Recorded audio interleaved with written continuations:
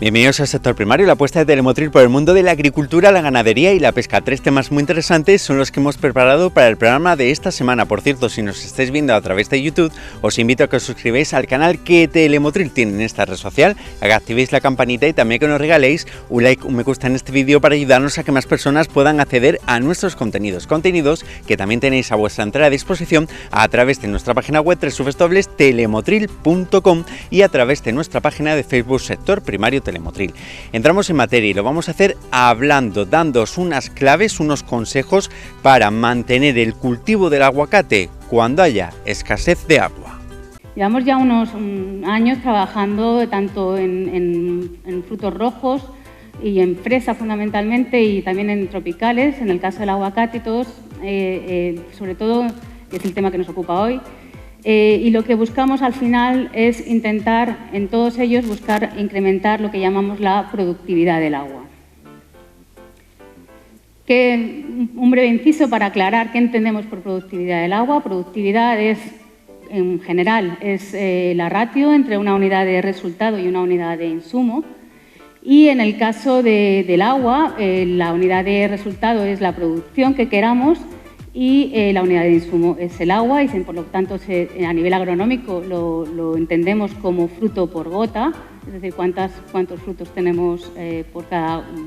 litro o volumen de agua aplicado. Pero hay 3 formas de calcularla, se pueden calcular de 3 maneras. Por un lado, considerando el agua aplicada por riego, o considerando los aportes de agua, tanto vía riego como precipitaciones, o considerando solo el consumo, es decir, lo que la planta transpira, es decir, las necesidades hídricas, y esto es lo que comúnmente se denomina eficiencia en el uso del agua a nivel de planta. En cualquier caso, si calculándolo esta productividad del agua, según la calculemos, pues es diferente y varía entre los distintos cultivos en general. Pero en cualquier caso lo que es interesante es que aumentar esta productividad del agua implica disminuir la huella hídrica de los cultivos y contribuye a aumentar la sostenibilidad de los mismos a largo plazo, sobre todo cuando el agua escasea. En el caso del aguacate, el aguacate es originario de los bosques de Centroamérica y sabemos que donde no hay limitación de agua, y su consumo de agua sabemos que es considerable, pero y la productividad del agua en el aguacate es muy variable dependiendo de la zona productora. Sin embargo, se dice que el consumo del agua del aguacate es proporcional a su aporte nutricional, ya que el aguacate se considera como un superalimento muy enriquecido en ácidos grasos monoinsaturados y vitaminas y minerales, que tiene grandes efectos beneficiosos para la salud y aparte de ser una fuente de energía, pues interviene en mejorar pues distintos aspectos del cuerpo, de la salud humana, ¿no? Tanto a nivel inmunológico como a nivel cardiovascular, como a nivel del sistema nervioso y muscular. Este hecho, se me va la mano, ha hecho que el valor nutricional del aguacate ha sido apreciado por los consumidores y ha generado que en los últimos años, en los últimos 10 años, ha habido un incremento sustancial, muy marcado, del consumo de esta fruta a nivel mundial. De manera que en todos los continentes se ha incrementado en más de un 30%, llegando, y en el caso de Europa es muy notable este incremento, en donde ha aumentado el consumo hasta un 188,5% en los últimos años. Este consumo ha ido asociado, como es lógico, por un incremento en la producción, o sea, por un aumento de la producción que también se ha visto incrementada. En el caso de Europa ha aumentado su producción en torno a un 51%. Aquí tenéis la gráfica en donde se ve ese aumento paulatino también de producción, justo con aumento de superficie mundial de aguacate. En el caso de España, aunque ocupa el 17º lugar en cuanto a producción de aguacate se refiere, respecto a otros países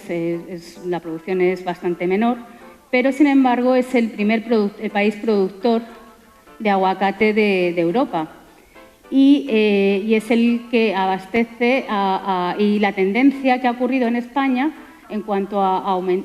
la superficie de la producción ha sido similar a la que ha ocurrido en el mundo en los últimos años, de forma que se ha incrementado en los últimos 5 años, simplemente la producción se ha incrementado en torno a un 18% y la superficie de producción en España se ha aumentado hasta un 61%. Como decía, esta producción fundamentalmente se concentra en Andalucía, que aglutina en torno al 80% de la superficie en producción de aguacate en España y en particular se concentra en las provincias de Málaga y de Granada, en donde, aunque es verdad que últimamente se está extendiendo hacia otras provincias como Huelva, Cádiz y algo, bueno, Sevilla se puede decir que es testimonial. En el caso de... y esto ha ocurrido, el hecho de que España haya también aumentado esta producción ha ocurrido también porque el productor español, los agricultores, han visto una oportunidad de mercado una oportunidad para el aguacate español en el mercado europeo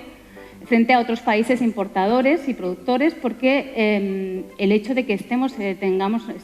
muy próximos a los consumidores europeos hace que podamos recoger la fruta en su punto con una mayor calidad organoléptica y nutricional de los frutos y que llega al consumidor en su punto adecuado para el consumo, y además con la ventaja de que la cercanía hace que tenga una baja huella de carbono derivada del transporte marítimo que, por ejemplo, tendría en otros países. Estas características hacen que el aguacate español sea un producto muy apreciado por el consumidor europeo, no solo a nivel por los aspectos saludables, sino además por los aspectos medioambientales que el consumo de fruta de aguacate español, en este caso, llevaría asociado. En general, toda esta expansión, este crecimiento del sector, a priori es una noticia positiva, puesto que implica el desarrollo de un sector económicamente rentable y competitivo, que además favorece el desarrollo económico local y la estabilización del medio rural. Sin embargo, implica un fuerte aumento de superficie cultivada en zonas que conlleva una mayor demanda de agua en zonas con recursos hídricos limitados, y además conlleva también un mayor uso en general de agroquímicos, incluyendo productos fitosanitarios y plaguicidas que pueden comprometer tanto uno como otro la sostenibilidad agroambiental y por consiguiente la viabilidad económica del cultivo.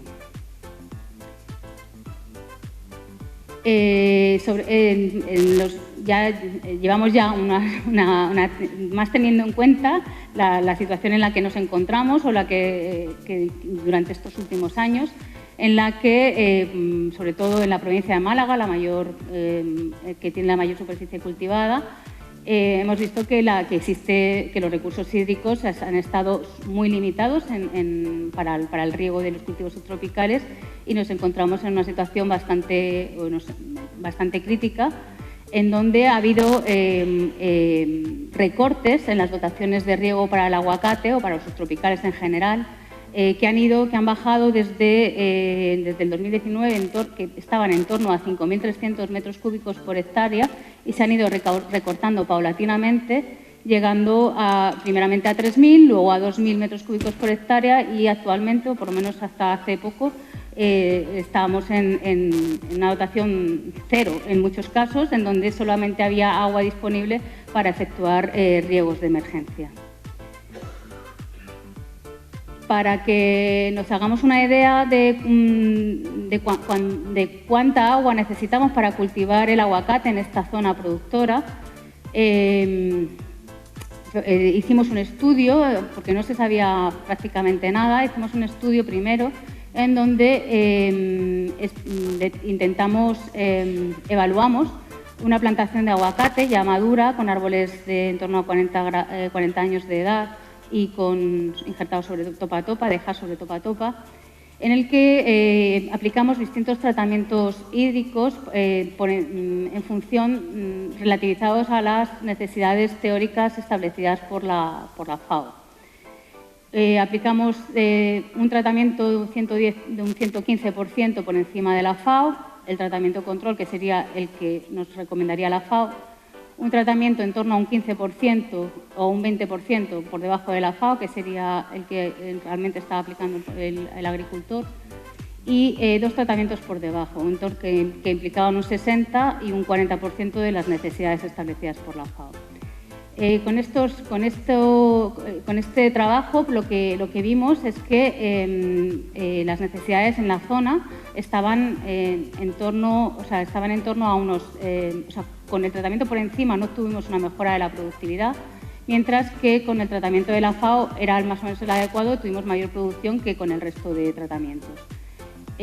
Pero, sin embargo, con el del 60% todavía obteníamos calibres y producciones de calidad y económicamente rentables. Por lo tanto, recomendamos que en esta zona el riego aproximado las dotaciones aproximadas para el cultivo del aguacate en la zona tenían que estar en torno entre unos 6.500 y 8.000 metros cúbicos por hectárea y año. Y estos valores generan una productividad del agua en torno a unos 3 kilos por metro cúbico o una huella hídrica que equivale a una huella hídrica en torno a unos 340 litros por kilo, bastante menos que lo que se comenta en muchos medios. Los tratamientos por debajo implicaron una pérdida tanto de producción como de calibre de los frutos y además implicaban la generación de estrés hídrico en el cultivo, fundamentalmente en los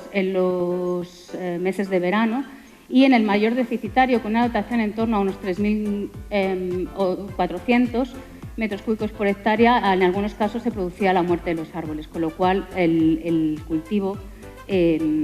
con estas dotaciones prácticamente podemos decir que no es viable. A menos que, y por tanto, hace falta soluciones para poder, o hace falta buscar soluciones para que estos cultivos, con la situación actual en la que estamos y con las dotaciones que tenemos, sean viables. Esta es la pregunta que nos hacemos. ¿Son viables con los recursos actuales que tenemos? Pues según los expertos, estamos inmersos en una sequía estructural, en donde generalmente las demandas, cada vez hay menos agua, porque las demandas de los distintos sectores son mayores que los aportes, no solo para el regadío, sino en general. De manera que, para que nos hagamos una idea, si consideramos las cifras que os acabo de comentar de los requerimientos hídricos del aguacate para un cultivo medio, ¿no? Y nos vamos a la más baja, a unos 6.500 metros cúbicos por hectárea, y lo multiplicamos por las hectáreas que oficialmente están en producción en la zona de Málaga, en la provincia de Málaga, nos viene a salir que el requerimiento hídrico de los cultivos de la provincia de Málaga estarían en torno a unos 50 hectómetros cúbicos al año. Actualmente, esto lo actualicé el día 17, creo que ha subido 5 hectómetros cúbicos más, el volumen del embalse de la Viñuela, que es el que abastece a los cultivos de la zona, está ahora mismo está en 63, si no me equivoco, pero bueno, estaba en torno a 60 hectómetros cúbicos por hectárea, pero esto el año pasado, en esta misma fecha, estaba en 16. Y esto significa que, bueno, esto nos ha aliviado un poco las lluvias de ahora, pero en cualquier caso, esta cantidad o estos volúmenes no solo son para el regadío, estos son volúmenes para abastecer a la población y al consumo humano. Implica que es necesario adoptar soluciones y necesitamos mitigar, hacer algo para poder cultivar el aguacate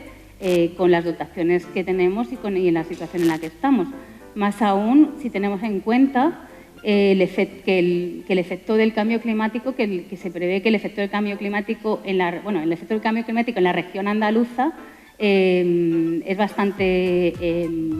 notable, porque se ha definido Andalucía como uno de los grandes puntos calientes en donde su efecto es mayor, y se prevé que no sé si la situación que tenemos actualmente es ya la consecuencia de,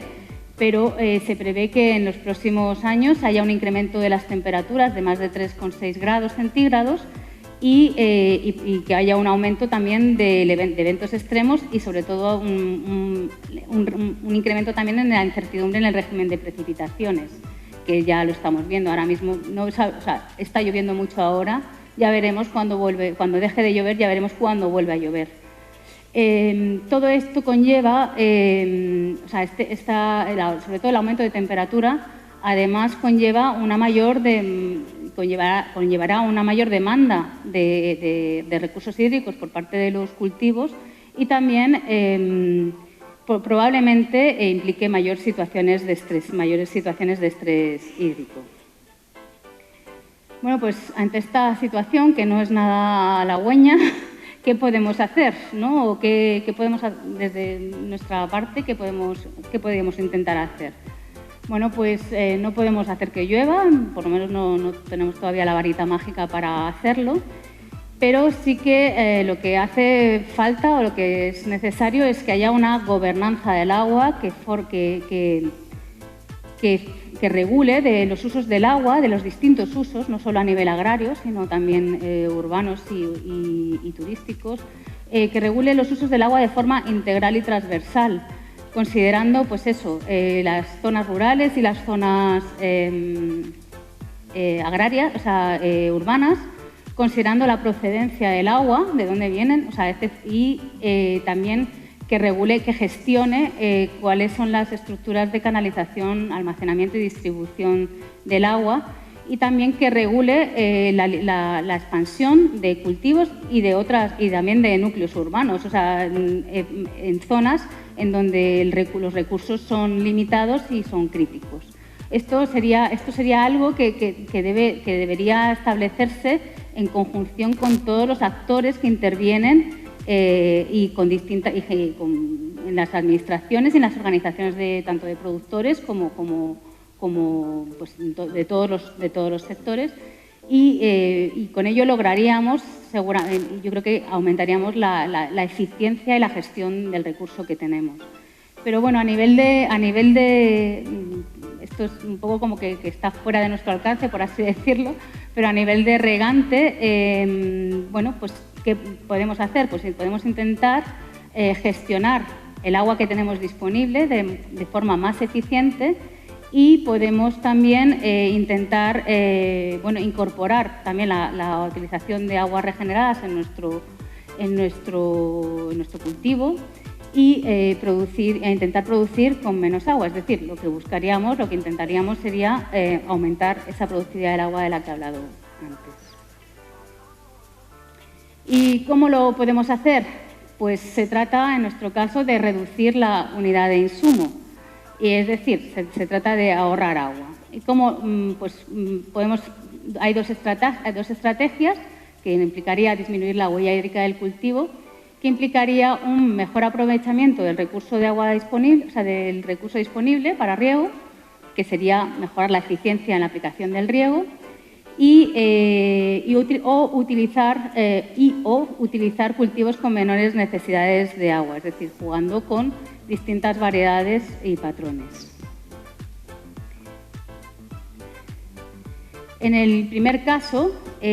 para poder hacer una aplicación, para mejorar la eficiencia de la aplicación del agua de riego y hacer un mejor aprovechamiento, sigue siendo necesario conocer las necesidades de riego del aguacate y su variación en las distintas condiciones, y para eso se utiliza el método que os comenté anteriormente, el método de la FAO, en el que tenemos la evapotranspiración del cultivo, que la podemos obtener a partir de la red de estaciones agroclimáticas de la Junta de Andalucía, y unos coeficientes de cultivo tabulados por la FAO, en donde podemos establecer cuáles son las necesidades de evapotranspiración del cultivo. y luego realizar los cálculos adecuados para adaptarlas a las condiciones particulares de cada cultivo. Los cálculos y el método necesario para realizar todos estos cálculos pues se puede encontrar en esta publicación de Servifapa, abierta a cualquier agricultor y a cualquier persona. En cualquier caso, la realización de estos cálculos para muchos agricultores sigue siendo tediosa y engorrosa y la gente pues no lo hace. Y por ello estamos actualmente desarrollando una app de riego de aguacate similar a las apps que ya están en el IFAPA, desarrolladas en Servifapa para el almendro y para el riego de berries, que son gratuitas y a disposición. Y en el caso de la app de riego de aguacate, lo que pretendemos es proporcionar una herramienta que permita dar una programación de riegos específica para cada plantación en función de tanto las condiciones meteorológicas, la caracterización agronómica de la plantación y también considerando la dotación de riego disponible para el cultivo. En esta app lo que va a salir o lo que proporciona, como decía, son las recomendaciones de riego, pero siguiendo 3 estrategias de riego en función de la disponibilidad hídrica. Va a dar recomendaciones para un riego óptimo, recomendaciones para un riego deficitario sostenido, es decir, un recorte mantenido a lo largo del cultivo, porque en el aguacate se ha establecido que los riegos deficitarios controlados son peores. O sea, controlados implica aplicar un recorte hídrico en una determinada fecha o un determinado periodo fenológico. En el aguacate, el riego deficitario controlado se ha visto que es peor frente a un riego deficitario sostenido y, por tanto, esta es la estrategia que oferta la app. Y, por último, cuando las dotaciones de riego disponibles son muy bajas, se plantea una estrategia de riego de supervivencia en donde te da una solución para aplicar los riegos de una forma regular e intentando que justamente, pues como su nombre indica, que mantener la supervivencia del cultivo, ¿no? ya primando la supervivencia más que la productividad. Esta app la estamos desarrollando dentro del proyecto que actualmente tenemos en marcha, que es un proyecto financiado por la Unión Europea, y espero que próximamente, ahora mismo está en proceso de edición, espero que próximamente esté a vuestra disposición y podamos contaros más detalle de su funcionamiento y hagamos alguna demostración. Y sobre todo que la utilicéis y nos llegue el feedback de la utilidad real de la misma. Además, para intentar mejorar la eficiencia de la aplicación de riego y sobre todo con dotaciones reducidas, podemos intentar mejorar el área, o sea, manejar de forma más eficiente el área de mojado, de forma que apliquemos el riego que tengamos en la zona de influencia de las raíces y que sea más accesible para las mismas y esté disponible y, por tanto, aminorar el efecto del estrés hídrico que el estrés hídrico pudiera tener sobre las plantas. En este sentido, lo que hicimos un ensayo en 2 fincas, una ubicada en la zona litoral de la Sarquía y otra en la zona media, en la zona de Benamocarra, en 2 plantaciones, una con suelo arcilloso y otra con franco arenoso, en donde aplicamos distintos tratamientos de riego, jugando con el caudal y el número de goteros y por tanto, con el área del bulbo húmedo. Simplemente decir que, bueno, un poco la diferencia entre los tratamientos aplicados, todos son deficitarios, hay que decir, pero bueno, en el caso del tratamiento más deficitario, los aportes supusieron entre un 50 y un 28%, dependiendo de la finca, de las necesidades teóricas, mientras que en el tratamiento menos deficitario, pues estos aportes estuvieron entre el 50 y el 85% de las necesidades teóricas del cultivo. Bueno, con estas dotaciones y con estos tratamientos, lo que obtuvimos, pues apenas, aunque hubo pequeñas diferencias, pero el efecto de estos tratamientos no implicó grandes diferencias en la fisiología, en el comportamiento fisiológico de las plantas a nivel de potencial hídrico, ni tampoco en la distribución de calibres, en la calidad de los frutos por calibres. y tampoco se vieron grandes diferencias en la producción entre tratamientos en ninguna de las dos fincas, pero sí obtuvimos un aumento de la productividad del agua en el tratamiento, en donde aplicábamos el agua de menor dotación y con un mayor número de goteros y de menor caudal. Entonces, con esto lo que concluimos es que en este caso podemos aumentar la eficiencia del riego, utilizando en este tipo de suelos, está claro, utilizando emisores de bajo caudal y en mayor número para distribuir mejor el agua en las capas superficiales. Decir que la producción que obtuvimos con estos tratamientos en la finca del interior estuvo en torno en promedio estuvo en torno a 7,7 toneladas por hectárea, que implicó una reducción de un 50% más o menos de la producción que habitualmente se obtenía en esa finca, mientras que en la otra finca del litoral la producción media que tuvimos fue en torno a 11 toneladas por hectárea, que era más o menos parecida a la que habitualmente, tradicionalmente se había conseguido en esta finca. Otra manera para poder maximizar la eficiencia de la aplicación de riego y complementaria, todos son complementarias, es intentar el uso de sondas de humedad del suelo, bien sean tensiómetros que miden la capacidad, la fuerza que hay que hacer para poder extraer el agua del suelo, o que en este caso la planta tendría que hacer para extraer el agua del suelo, o bien sean sondas de capacitancia que miden la humedad volumétrica, es decir, porcentaje de agua por volumen del suelo. De una forma u otra, estas sondas lo que nos permiten es monitorizar, en muchos casos, sobre todo las que están conectadas a dispositivos de registro continuo, nos permiten monitorizar la variación de la humedad del suelo y poder gestionar nuestro riego en función de umbrales de humedad del suelo que podamos establecer, y con ello ajustar el volumen y la frecuencia del riego de acuerdo con un determinado umbral. En esta dirección, bueno, esto ya hay un montón de empresas que ofrecen el servicio de instalación y visualización de este tipo de dispositivos en tiempo real, y que además que se pueden acceder a través de los dispositivos móviles, y que además generan alertas en el caso de que en alguno de los casos se supere el umbral establecido, y por tanto te permite operar de forma rápida para intentar solventar y con ello evitar pérdidas o fallos en el sistema de riego. Algunas empresas han dado un paso más allá y aparte de la visualización de datos en tiempo real y de ofrecer alertas, proporcionan un sistema,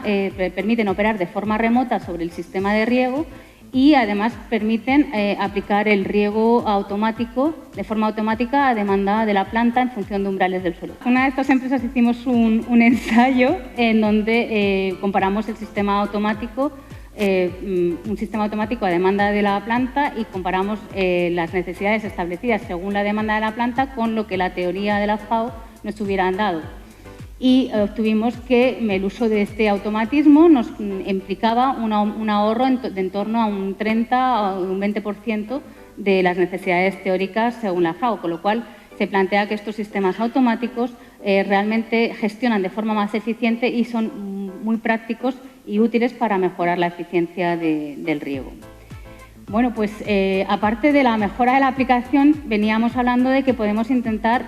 utilizar menos agua para el cultivo utilizando variedades y patrones de aguacate distintos. Simplemente comentar que las variedades y los patrones de aguacate son híbridos de 3 razas y tienen características fisiológicas y anatómicas que les proporcionan diferente tolerancia frente a estreses ambientales, como por ejemplo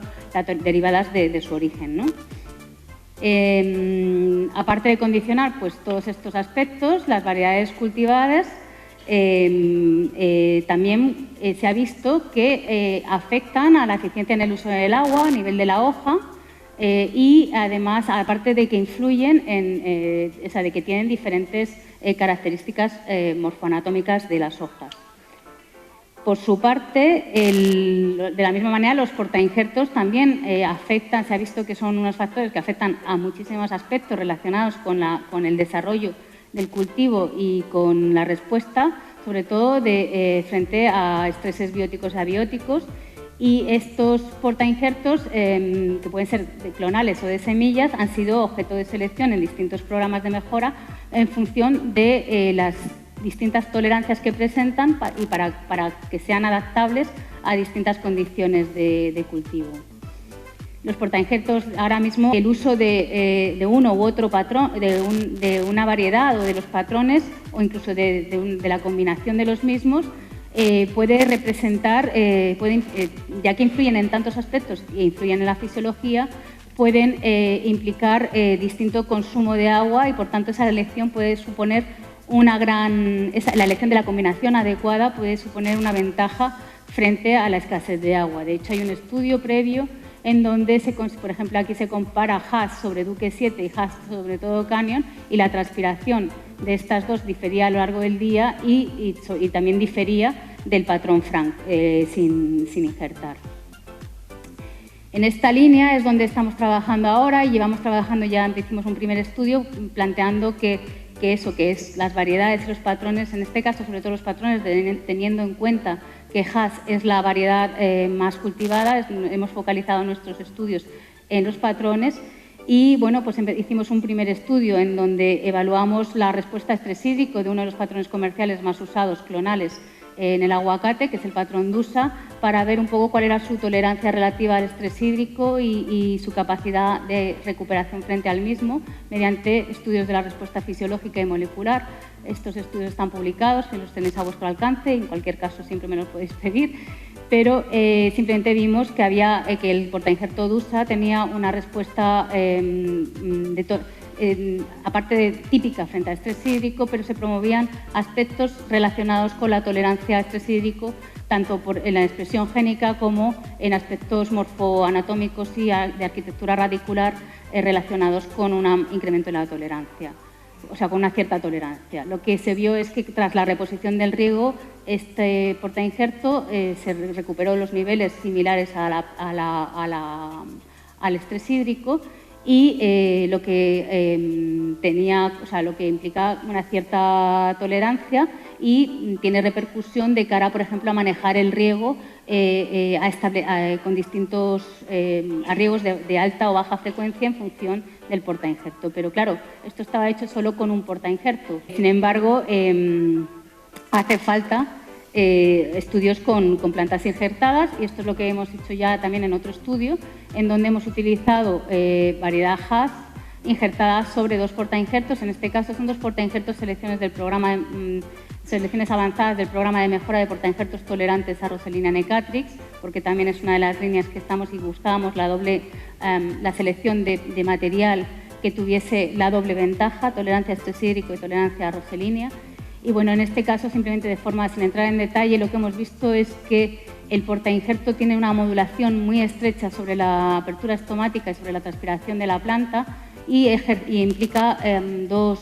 estrategias, y hemos identificado que en un caso con un portainjerto la estrategia que tiene Hass es gastadora de agua, es decir, no es capaz de regular su pérdida de agua y consume, mientras que en otra hemos identificado una estrategia que llamamos evitadora de agua, es decir, es conservadora de ese agua y por tanto tenía un menor consumo y una menor transpiración. Sin embargo, la biomasa de estas plantas no se ven afectadas, por lo tanto, la productividad del agua y la eficiencia de transpiración de estas plantas era mejor y podrían ser una frente a otra, podría recomendarse la que tiene menor transpiración, ya que frente a estrés hídrico la respuesta fue similar y ambas se recuperaron una vez hicimos la reposición del riego. Además, sigue siendo necesario, y es lo que estamos haciendo actualmente en el proyecto que os comentaba antes, evaluar la tolerancia relativa de los portainjertos que actualmente se están utilizando de forma comercial, bien sean tanto de semilla como clonales, para poder dar recomendaciones sobre su utilización y sobre su consumo de agua, porque hasta la fecha, que yo sepa, no existen datos comparativos entre los distintos portainjertos. En este caso, pues hemos planteado un experimento de forma similar en donde vamos a estimar el consumo de agua. Ahora mismo hemos avanzado nada más un poco en el consumo de agua por balance hídrico de los distintos portainjertos y de forma muy preliminar, simplemente comentar que ya los primeros resultados apuntan a que existen grandes diferencias. Por ejemplo, en el caso de Asdod es un 50% menos frente al patrón que más consume o que más transpira por unidad de superficie. Aquí estamos y ya en otro momento se adelantarán otros resultados, pero bueno, simplemente lo que buscamos es pues, todo lo que ya os he dicho, conocimiento de las relaciones hídricas, ver cuál es su tolerancia relativa, cuáles son los umbrales de estrés, qué genes están implicados en la tolerancia para poderse utilizar en programas de mejora y cuál es la capacidad de resiliencia, es decir, de recuperación de estos portainjertos ante el estrés hídrico y dar recomendaciones sobre su uso en condiciones de escasez de agua. Ya por último, y cierro por aquí, la utilización de fuentes de agua alternativas ha venido para quedarse. Está promoviéndose por la Administración pública, bien sea con aguas residuales depuradas y desalinizadas, puesto que no hay que confiarse con que los niveles de los embalses actualmente estén llenos. Y bueno, pues en principio podrían tener un efecto beneficioso en el caso de las aguas residuales depuradas, puesto que podrían disminuir las necesidades de fertirrigación por el aporte nutricional. Sin embargo, todavía hay que tomar con cierta cautela su utilización porque se desconoce y hacen falta estudios para ver cuál es el efecto de la utilización de estas aguas sobre el rendimiento del cultivo y su impacto ambiental en el aguacate,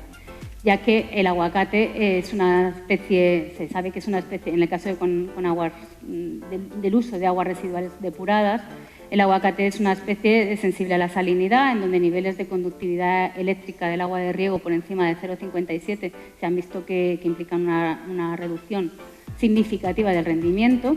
Y, de hecho, hay estudios en Israel en donde se ha visto que el uso de aguas regeneradas, en este caso con tratamiento secundario, ha provocado una disminución de la productividad del aguacate a largo plazo, ¿no? en un periodo de 5 años, disminuyendo pues, en torno a un 20 y un 40% la producción, el rendimiento.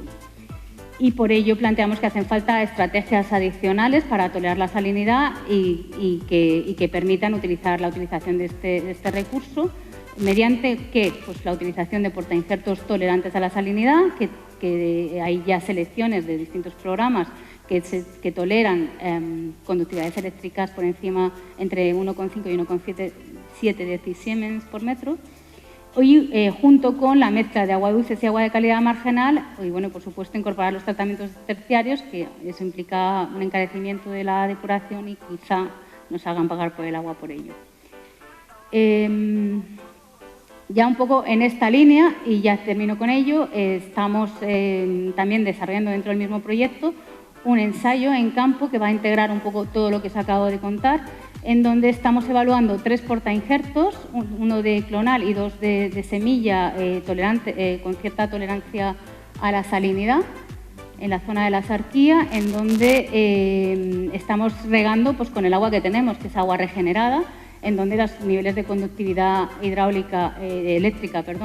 es muy variable y tenemos picos muy por encima de los niveles tolerados. Y bueno, estamos ahora mismo en este periodo en evaluar, hemos plantado la plantación hace un año, en marzo, y estamos evaluando a priori, pues bueno, estableciendo la plantación y evaluando su comportamiento agronómico, y hemos establecido en esta plantación además 9 puntos de sensorización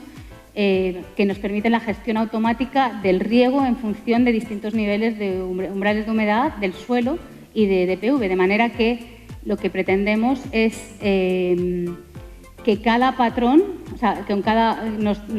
nos demande el agua que ellos piden en función de la humedad del suelo y poder diferenciar diferente demanda utilizando un sistema de control automático. Y también vamos a establecer distintos niveles de estrés en estos mismos ensayos. Y bueno, con esto ya termino. En este ensayo pues, esperamos que la información que genere sea el principio de muchos datos, pero nos va a dar necesidades hídricas. Intentamos tener conocimiento de las necesidades hídricas y el comportamiento agronómico de distintos patrones de aguacate en las mismas condiciones. Valorar si esta gestión automática del riego inteligente puede ser una ventaja y un ahorro también en estos cultivos, y cómo los distintos umbrales de estrés pueden intentar aminorar el impacto del estrés hídrico en el cultivo, porque modulen la capacidad que tiene la planta de regular su propia demanda. También, por supuesto, vamos a evaluar el impacto que pueda tener este estrés hídrico y este uso de aguas regeneradas en la zona del suelo, en el suelo y en la acumulación de sales en la zona radicular, y pretendemos también evaluar la calidad, y por tanto evaluar la calidad del riego sobre el comportamiento agronómico y fisiológico de los patrones. Hace tan solo unos días, la Comunidad General de Regantes del Bajo Guadalfeo se reunía con representantes del Gobierno, concretamente con el subdelegado del Gobierno en Granada y con el delegado del Gobierno en Andalucía, para intentar llegar a un acuerdo en cuanto a la financiación de las conducciones de la presa de Rules. Os contamos durante los próximos minutos de este sector primario todo lo que dio de sí esta reunión. Pues la verdad que la entrevista con el delegado y el subdelegado del Gobierno no nos han venido a decir nada nuevo, ¿no? Sí es verdad que se han comprometido a transmitir, digamos, las exigencias, ¿no?, que tiene la Comunidad General, a trasladarla a la Administración Central, pero por otra parte, en realidad no hemos sacado nada en concreto, seguimos como estábamos, y al final pues la última palabra la van a tener las comunidades afectadas, las 25 comunidades afectadas, que empezaremos a reunirnos con ellas cuando pase la fiesta de la Semana Santa. Vosotros me imagino que lo habéis manifestado, pues bueno, que no estáis de acuerdo con ese borrador, e incluso también lo que ya has manifestado tú en declaraciones que has hecho, pues que incluso el proyecto podría peligrar, pues porque las comunidades de regantes no tenéis bienes y no podéis afrontar tampoco un aval de 8 millones de euros, que es lo que se os pide, ¿no?, entre otras muchas cosas. Le hemos trasladado que la Comunidad General está haciendo un estudio económico para, en el momento que tengamos las reuniones con las comunidades afectadas, que sepan exactamente lo que le va a costar año el presupuesto, ¿no?, que lleva este desglosado. Le hemos trasladado también que posiblemente con esta cifra, el desglosado 3 tan ansiado y tan buscado y tan perseguido por los regantes desde hace un montón de años, de tantos como 20, pues puede peligrar y se puede quedar tirado en la cuneta. Y digo más, ¿no?, si no hay ayuda por parte tanto de la Administración Central como de la Administración de la Junta, que al final es la que le van a trasladar las obras, ¿no?, y en realidad no son unas obras que supuestamente las van a pagar 100% los regantes, difícil lo tenemos para que esta obra llegue a buen puerto. En las distintas reuniones que habéis mantenido, no solamente me refiero a la de hoy, ¿ha manifestado alguna vez el Gobierno la voluntad de negociar incluso con la Junta de Andalucía para realizar la obra de forma conjunta? Hombre, hoy incluso, ¿no?, se ha manifestado que cuando se sienten en la mesa para hablar de este proyecto, de este desglosado en concreto, pues se le va a pedir a la Junta que se implique un poco más, ¿no?, como se está implicando en otras provincias, ¿no?, tanto Almería como Málaga, ¿no?, con otro tipo diferente de obras, también de agua, y también nos ha dicho que somos nosotros los que debemos de apretar un poco más a la Junta, ¿no? De hecho, es cierto que hemos pedido una reunión con la Junta de Andalucía y que aún seguimos esperando que nos conteste, porque en realidad queremos sentarnos con ellos y trasladarles la importancia de esta obra y el beneficio que le da a Andalucía, a Granada y a la costa tropical. Massimino, ¿todavía hay capacidad de diálogo y de negociación? Me explico. ¿La próxima reunión que vayáis a mantener con el Gobierno es para aceptar o rechazar ese borrador? ¿O todavía hay capacidad para cambiar ese borrador hacia un documento final acorde con las dos partes? Hombre, yo siempre espero que haya esa capacidad de negociación por parte de la Comunidad General y por parte de la administración o del gobierno central, ¿no? Porque si no se hace así está complicado. O sea, lo que no se nos puede imponer, ¿no?, a la comunidad general por parte de Aquaes en este caso, que nos manden un borrador y no se pueda discutir ningún punto, ¿no?, porque no hay manera de sacarlo adelante. Evidentemente siempre la última palabra la van a tener las comunidades afectadas y no estamos dispuestos, como ya he dicho en alguna otra ocasión, a hipotecar el futuro de los hijos de los regantes por irnos a unos elevados costes para la hectárea que ahora mismo no pueden ser rentables para el regante o el agricultor. ¿Cuál va a ser un poco la hoja de ruta que vaya a seguir para los próximos días, independientemente de lo que nos has comentado de comunicar estas últimas novedades a las distintas comunidades, a las 25 comunidades, pero por ejemplo con relación a las administraciones, ¿tenéis ya alguna fecha concreta para esa reunión con la Junta de Andalucía? No sé si vais a tocar también a otras administraciones. En principio vamos a sentarnos o intentar sentarnos cercanamente con el delegado de Agricultura y de ahí pues empezar a acelerar un poco el proceso, ¿no?, de sentarnos con la Junta. Creemos que es necesario que la Junta se siente con los regantes y también creemos que es necesario que esta obra se haga, ¿no? Una obra importante para el margen derecho, y por parte de la Administración Central pues esperamos que una vez trasladado la exigencia, entre comillas, que pedimos la Comunidad General de Regantes, pues que nos comuniquen a ver si hay algún punto, algún hueco por donde se puedan conseguir alguna ayuda para que este desglosado pues en realidad se abarate un poco y los regantes podamos tirar de él, aunque tengamos que pagar, que evidentemente sabemos que tenemos que pagar, pues de una forma que sea un poco más liviana. Antes de marcharnos, como siempre, visitamos el Centro Médico Naturalia, en el que su médico integrativo, Miguel Martín Almendros, nos está esperando para darnos unos consejos de nutrición. En esta ocasión vamos a hablar de un alimento que con la calor empieza a apetecernos muchísimo. Se trata del pepino. Como hortaliza, el pepino es una hortaliza muy interesante. Ahora vamos a ver por qué. Es una hortaliza de verano. Se usa realmente todo el año, pero es una hortaliza de verano. Y más que hortaliza, es una baya. Es una baya, lo mismo que puede ser una mora del moral, ¿no? Es una baya que sale de una planta herbácea trepadora. Lo que pasa es que no la tenemos asimilada como tal, pero realmente es así. Es original del sur de Asia y se le conoce de tiempos inmemoriales. De hecho, hay referencias al pepino en los textos bíblicos del éxodo judío en la época de Moisés, ¿no? Luego, una curiosidad es que uno de los primeros invernaderos que hay constancia en la historia son los que tenían César Augusto y el emperador Tiberio en el Imperio Romano, que tenían un pequeño invernadero para consumir ávidamente pepino todo el año. Eran unos grandes consumidores de pepino, eran enamorados del pepino y lo cultivaban todo el año en sus pequeños invernaderos, ¿no? Y sí que es importante, siempre digo que hay que coger fruta y hortalizas maduras. En este caso, fijaros, es una de las pequeñas excepciones. El pepino hay que cortarlo verde, hay que recolectarlo antes de que madure y hay que consumirlo antes de madurar. ¿Por qué? Porque una vez que el pepino madura pierde un poco su valor culinario. La pepita se vuelve muy gruesa, se vuelven muy esponjosos, pierden la tersura de la piel, tienen cierto amargor acentuado y la piel se vuelve demasiado gruesa para consumirlos ya maduros. De las hortalizas es la cuarta más cultivada de todo el mundo. Tenemos en primer lugar en el podium el tomate, en segundo lugar la col y todas las variedades de col y en tercer lugar la cebolla. Pues el pepino ahí está empujando a la cebolla, casi desbancándole en el tercer puesto del podium, ¿no?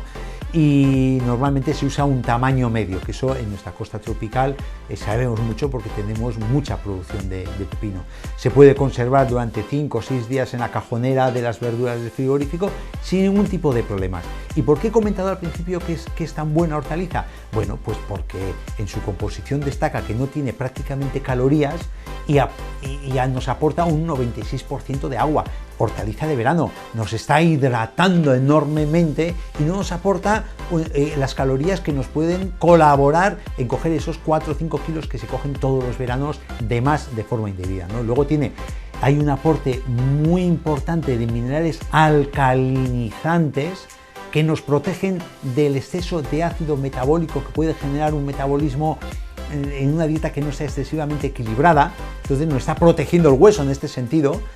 Aporta mucho potasio, también destaca el potasio, que nos da un carácter diurético al pepino, y fibra, mucha fibra, una fibra soluble junto con azufre. Por esta composición pues le confiere unas características depurativas, lucha contra el ácido úrico, la hiperuricemia, ayuda en los problemas artríticos, los problemas reumatológicos del aparato osteomuscular, controla y ayuda a quitar el estreñimiento. También se usa por esta composición, insisto, que os acabo de describir, para los problemas cutáneos, para los problemas de cabello, para los problemas de las uñas, tanto en el uso externo como en el uso interno. Y luego nos produce unas bajadas de azúcar pues, considerables, que pueden colaborar en las personas que tengan diabéticas o sean prediabéticas. Tener en cuenta que el pepino tiene cierto amargor, y diréis, claro, si yo quiero comer pepino, pero este amargor me está matando el comer el pepino. Muy fácil, la solución la tenemos dada. Primero, cortar, varias opciones, os voy a dar dos. Una, cortar en rodajas el pepino, se deja unos minutitos en sal, luego se enjuagan y a consumir. Se acabó la sensación de amargor. O la otra opción es cortar unos 2 centímetros de los extremos del pepino antes de comerlo, se lava en esas zonas y entonces empieza a salir como una especie de espuma blanquecina. Una vez que ha acabado de salir la espuma, ya se lava y ya se puede consumir sin tener la sensación de amargor. ¿Y cómo consumirlo? ¿Qué usos culinarios podemos hacer del pepino? Pues en primer lugar, crudo. El pepino, todos los alimentos, todas las hortalizas que se puedan comer crudas, es mejor, porque van a conservar en su mayor cantidad los minerales y las vitaminas y los fitonutrientes que les dan virtudes terapéuticas, ¿no? Pelar, sí, es importante el pepino pelarlo, pues porque la piel puede amargar un poco, porque lleva tóxicos que a veces tienen la piel del campo y tal. Pelarlo, y se puede meter en ensaladas. El gazpacho, como fuente de hidratación y fuente de nutrientes, de potasio, que se pierde mucho cuando sudas, en forma de sopas, cremas, puré, asados al horno, también se pueden consumir los pepinos. Y una forma muy interesante de consumo son los pepinos encurtidos, es con sal y vinagre, que con sal y vinagre encurtidos pues es una fuente importante de probióticos y de prebióticos para regular todo el ritmo intestinal y ayudar a regular los problemas digestivos. Estimula el apetito también cuando se usa encurtido, pero ojo, las personas que sean hipertensas, como se encurte con no solo vinagre, sino también con un poquito de sal, que pues tienen que tomarlo de forma moderada o evitarlo si tienen una tensión alta descompensada, porque nos puede empeorar la tensión. Por lo demás, sin ningún tipo de problema el consumo del pepino. Es todo por el momento. En tan solo unos días volveremos con más temas relacionados con la agricultura, la ganadería y la pesca. Será como siempre aquí en Sector Primario en Telemotril. Recordaros que podéis acceder al contenido íntegro de todos nuestros programas, tanto en el canal que la Televisión Pública Motrileña tiene en YouTube, al que por cierto os invito a que os suscribáis, a que activéis la campanita y también que nos regaléis un like o me gusta en este vídeo para ayudarnos a que más personas puedan acceder a nuestros contenidos que también tenéis a vuestra entera disposición a través de nuestra página web www.telemotril.com y también a través de nuestra página de Facebook Sector Primario Telemotril. Como siempre os digo, que seáis muy pero que muy felices y no os olvidéis nunca de seguir sembrando muchísimo optimismo.